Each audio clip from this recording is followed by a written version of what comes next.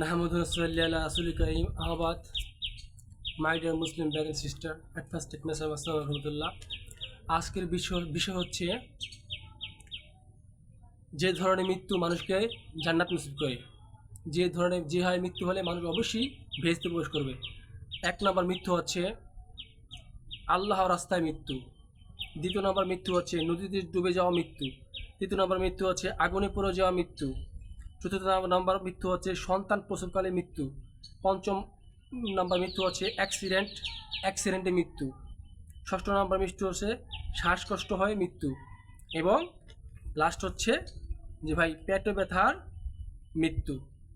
এরকম যদি মৃত্যু হয়ে থাকে তো তাহলে ওই ব্যক্তি অবশ্যই এটা জান্নাতি মৃত্যু, এবং সেই ব্যক্তি অবশ্যই একদিন জান্নাতে প্রবেশ করবে।